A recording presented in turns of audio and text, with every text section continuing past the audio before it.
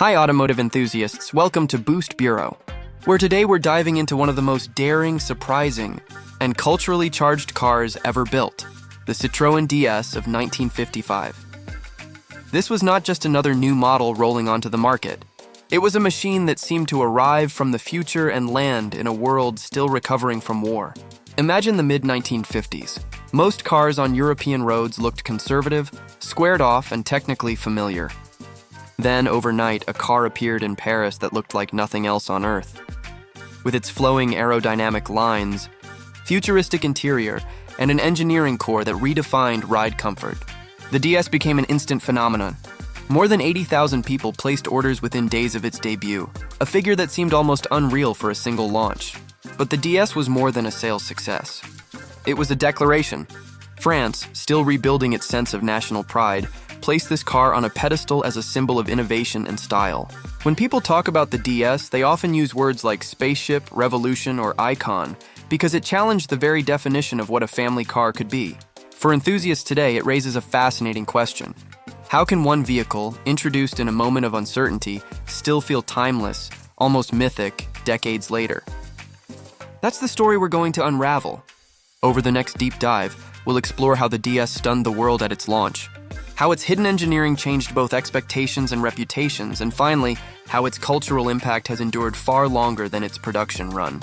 Along the way, we'll uncover many stories of risk and reward, moments where daring decisions paid off, and reflections on what the DS tells us about the intersection of technology and identity. By the end, you'll see why this car wasn't just innovative in its era, but remains a benchmark for what happens when a company dares to look decades ahead of the competition. So buckle up, automotive enthusiasts, because this isn't just the tale of a single French car. It's the journey of an idea so bold it still commands attention today. And you're about to experience it in full right here on. The story of the Citroën DS begins in a France that was still finding its footing after the devastation of World War II. This wasn't a nation eager to play catch-up with its automotive rivals. It wanted to leap ahead. Citroën had already built a reputation for thinking differently, with the traction Avant pioneering front-wheel drive and monocoque construction years before others dared. But by the early 1950s, the company set its sights on something even more radical. The DS was conceived not just as a car, but as a statement that France could lead in design, comfort, and technology. Micro-story. In 1955, at the Paris Motor Show, journalists and the public poured into the Grand Palais, expecting incremental improvements from Europe's major brands. What they found instead was the DS, sleek, aerodynamic, and impossibly futuristic. Orders poured in at a rate the auto industry had never seen, with tens of thousands signed within days. The sight of people lining up to place deposits made headlines worldwide, cementing the DS as an instant cultural event rather than just another car launch. Micro-story. Designer Flaminio Bertoni sculpted the DS with curves inspired by aviation and sculpture rather than the boxy silhouettes of the era. Its tapering tail and floating roofline created an aerodynamic profile that not only reduced drag but also made the car look like it was gliding even when parked. While American cars of the mid-50s flaunted chrome and fins, the DS embraced a subtler, almost organic form that made everything else look dated overnight. Micro-story. Behind the design was engineer André Lefebvre, whose background in aviation influenced the decision to adopt cutting-edge systems like hydropneumatic suspension. Instead of conventional springs and shocks, the DS floated on pressurized fluid and nitrogen spheres, delivering a ride so smooth that cobblestone streets suddenly felt like silk. Passengers described the sensation as otherworldly, as if the car skimmed above the ground. This engineering wizardry also allowed the DS to self-level, maintaining composure regardless of load or terrain. Context, digest. For post-war France, cars weren't just transport. They were political symbols. The DS embodied national pride, showing that France could define its own future rather than copy America or Germany. Every sleek curve and futuristic control reminded the world that French design meant audacity. This wasn't just about mobility, it was about identity. Context digest. The global press instantly recognized the DS as revolutionary. Articles praised its engineering daring, but also questioned whether such complexity could hold up under real-world conditions. Skeptics wondered if the DS was too ambitious, warning that reliability might undermine its brilliance. That tension between admiration and doubt would shape the car's story for years to come. Context Digest. Citroën understood the stakes. This was a company that gambled everything on innovation, often risking its finances for bold experiments. The DS wasn't a safe bet. It was a high-wire act. For executives and engineers alike, failure would mean more than embarrassment. It could destabilize the entire brand. Reflection Bridge. The DS wasn't just unveiling new technology, it was redefining expectations of what a car could be, setting a bar that rivals struggled to approach. Reflection Bridge. Yet the excitement of 1955 was only the beginning, because what really mattered was how this car performed when it left the glowing lights of Paris and faced the unforgiving test of daily roads. With the world watching, Citroën's daring creation now had to prove it wasn't just a showpiece. It had to survive as a real machine, and that challenge would take its story into a whole new arena of risk and impact. As the Citroën DS rolled out onto real roads, it faced the moment of truth. Could its radical engineering prove as durable as its dazzling design promised? Early owners quickly discovered that the hydropneumatic suspension transformed every journey, smoothing out rough rural paths and chaotic city streets with the same composure. For many, the DS felt like traveling decades into the future. Yet this very leap raised questions about complexity, maintenance, and whether ordinary drivers could trust such experimental systems. Microstory. One of the most legendary demonstrations of the DS's engineering came in 1962, when French President Charles de Gaulle's DS was ambushed by gunmen in an assassination attempt. Bullets shredded its tires, but thanks to the car's self-leveling suspension and exceptional stability, the chauffeur kept control and sped the president to safety. The incident instantly elevated the DS into folklore, symbolizing not only comfort and design, but literal survival under fire. Microstory. Across Europe, families embraced the DS not just as transport, but as a symbol of aspiration.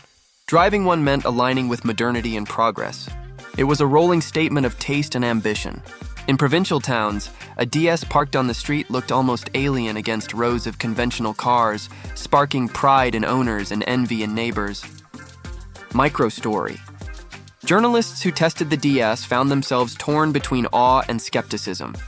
They marveled at its ride quality and steering precision, comparing it to gliding on air, but they also worried about reliability. The unique suspension required special fluid and training, making mechanics uneasy. Yet despite these concerns, drivers who experienced the DS often became lifelong converts, swearing no other car felt remotely the same. Context Digest. In the broader automotive world, the DS represented a challenge to the status quo. While American manufacturers pursued size and spectacle, and German companies leaned on precision and conservatism, France offered an alternative: radical innovation that blended art with science. The DS reminded competitors that success could come from reimagining fundamentals rather than refining tradition. Context Digest.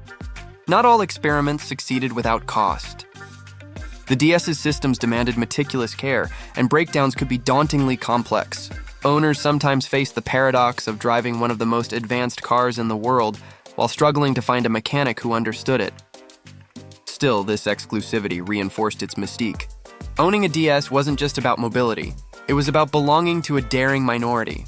Context Digest. Citroën doubled down by refining the DS throughout its lifespan, adding improvements like swiveling headlights that turned with the steering wheel, another first that enhanced both safety and futuristic flair.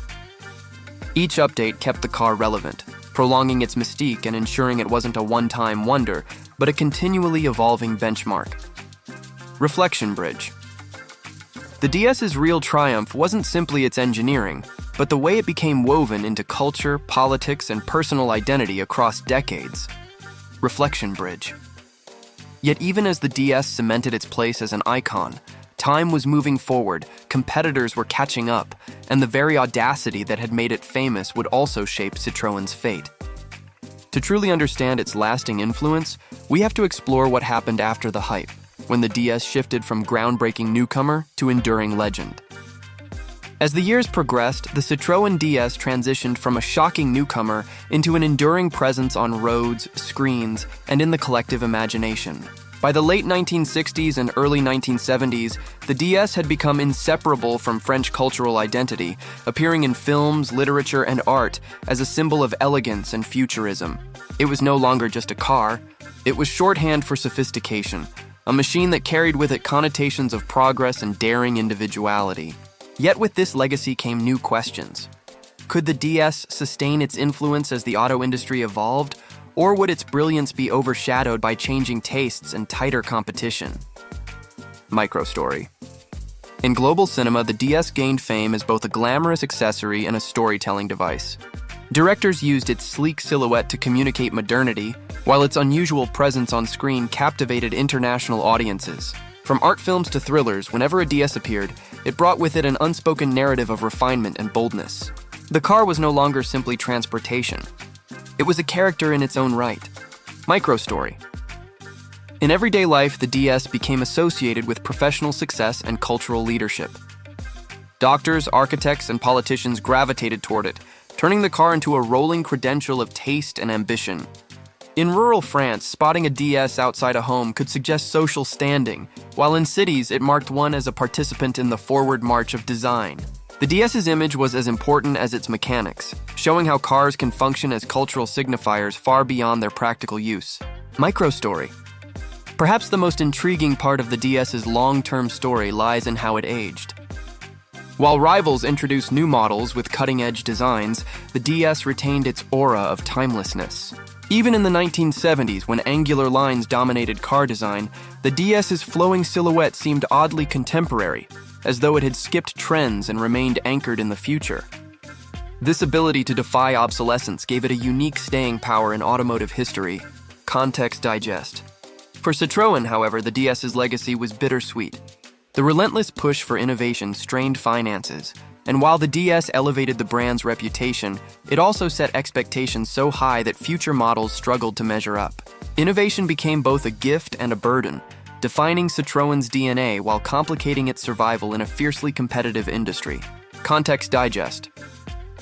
Around the world, enthusiasts rallied to preserve the DS as production wound down in the mid-1970s.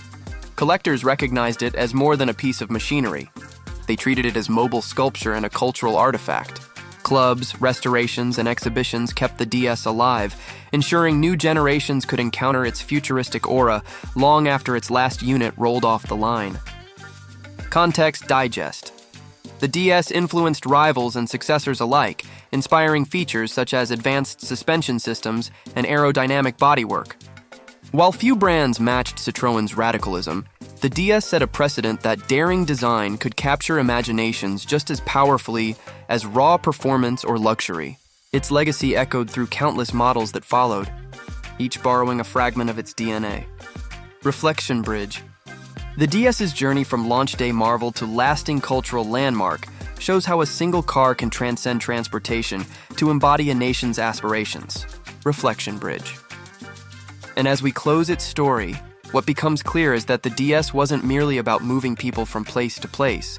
It was about moving society forward, leaving behind a legacy that continues to inspire designers, engineers, and dreamers alike. Its impact resonates to this day, proving that when a company dares to look ahead, the future has a way of lasting far longer than the present. The Citroën DS remains one of the rare automobiles that crossed over from transportation into mythology. What began as a bold experiment in 1955 grew into a decades-long demonstration of how design, technology, and national spirit can align to create something unforgettable. Looking back, it is easy to see why the DS continues to capture attention. It challenged convention at every turn. It showed that cars could be aerodynamic when the world expected boxy lines, comfortable when people accepted rough rides, and technologically daring when most companies feared complexity. More importantly, it revealed how a vehicle could become a cultural beacon, representing not just innovation but identity. The DS proved that ambition can rewrite expectations. Its hydropneumatic suspension reshaped ride comfort, its sculpted body defined modern aesthetics, and its cultural symbolism gave France a tool of pride in a pivotal era. Even today, restorations and exhibitions draw crowds who marvel at its timeless shape and ingenious systems. The DS is a reminder that when creativity leads the way, the result can endure across generations. For modern enthusiasts, the DS also offers lessons. It shows that true progress often demands risk, that innovation may invite skepticism before acceptance, and that technology's value is measured not only by performance, but by the emotions it inspires. Owning or even encountering a DS connects you to a lineage of people who saw cars not just as machines, but as canvases for imagination. As we wrap up this journey, remember that the DS was not flawless, nor was it universally accessible, but its daring nature left an imprint on automotive history that few models can match. It stands as proof that even in uncertain times, daring ideas can become lasting icons. Thanks for riding with us on Boost Bureau. See you next time, automotive enthusiasts.